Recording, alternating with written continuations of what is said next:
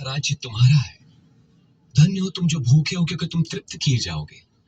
धन्य हो तुम जो रोते हो, तुम हर्षित होगे। धन्य हो तुम जब लोग धिक्कारें, नकारें और अपमानित करें और मेरे कारण तुम्हें बुरा कहें। जब ऐसा हो तो तुम आनंदित और मगन होना, क्योंकि तुम्हारे लिए स्वर्ग में बड़ा प्रतिफल है। उनके पूर्वजों ने भी भविष्यवक्ताओं के साथ ऐसा ही किया।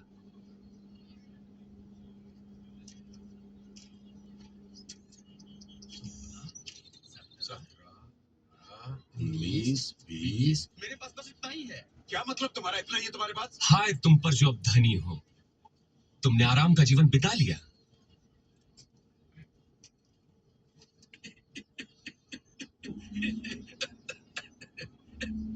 जो धनी ना बनना चाहे वो कोई पागल ही होगा। हाय तुम पर जो अब हंसते हो, तुम रोगे और विलाप करोगे। अफसोस जब लोग तुम्हारी बड़ाई करें, क्योंकि उनके पूर्वजों ने भी झूठे भविष्यवक्ताओं के लिए यही किया। पर मैं तुम लोगों से कहता हूं, शत्रुओं से प्रेम रखो, घृणा करने वालों का भला करो, जो श्राप दे उन्हें आशीष दो, बुरा करने वालों के लिए प्रार्थना करो।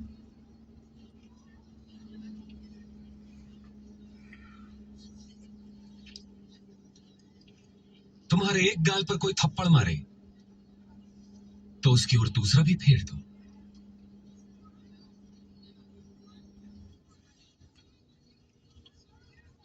कोई तुम्हारा अंगर खा ले तो अपनी कमीज भी उसे दे दो। किसी भी मांगने वालों को मना मत करो। यदि कोई तुम्हारी वस्तु ले ले तो उसे वापस मत मांगो। तुम वही करो जैसा व्यवहार तुम दूसरों से चाहते हो।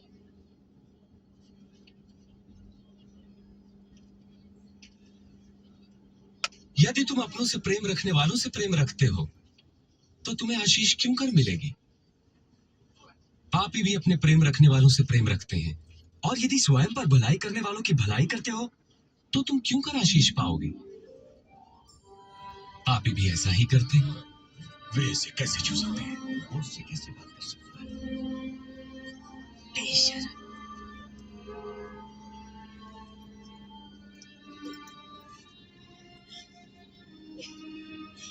नहीं, शत्रुओं से प्रेम रखो, उनका भला करो, उधार देकर वापसी की आशा न रखो, तब तुम्हें बड़ा प्रतिफल मिलेगा।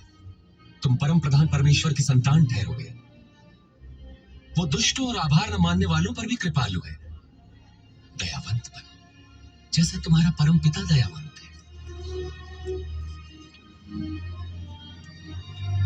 यीशु हमें बचाइए। आरोप मत लगाओ तो तुम पर भी नहीं लगेगा।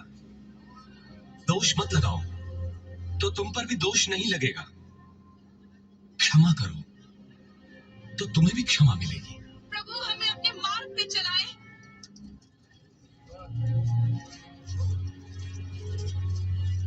दो तो तुम्हें भी दिया जाएगा।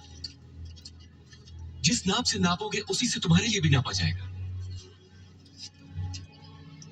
अंधा अंधे को मार्ग नहीं दिखा सकता। ऐसा करने पर दोनों ही गड्ढे में गिरेंगे।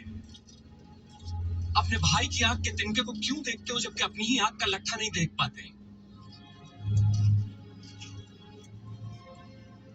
प्रभु हमारा मार्गदर्शन करें। प्रभु हमें आपकी आवश्यकता है। आपकी आवश्यकता है। धन्य है वो माता जिन्होंने आपको जन्म दिया और पाला। पर वे कितने धन्य हैं जो परमेश्वर का वचन सुनते और मानते हैं। इस धर्मगुरु ने यीशु को रात्रि भोज पर बुलाया। यीशु उनके घर गए और भोजन करने बैठे। चलो बच्चों, यहाँ से चले जाओ। तुमने सुना नहीं? जाओ। बड़े शरारती हैं ये बच्चे।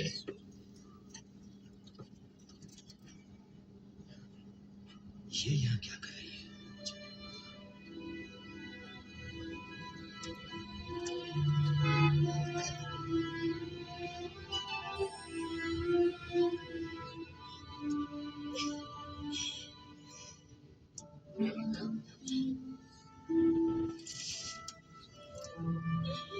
ये कर क्या रही है?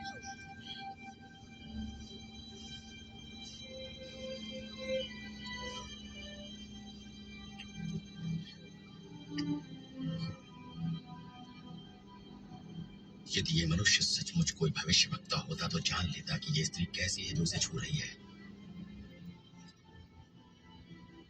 वो जानता कि वो कैसा पापमय जीवन जी रही है। मैं जानता हूं कि ये स्त्री कौन है शिमोन। मैं तुम्हें एक बात बताता हूं। किसी महाजन के 2 कर्जदार थे, एक पर 500 और दूसरे पर 50 रुपए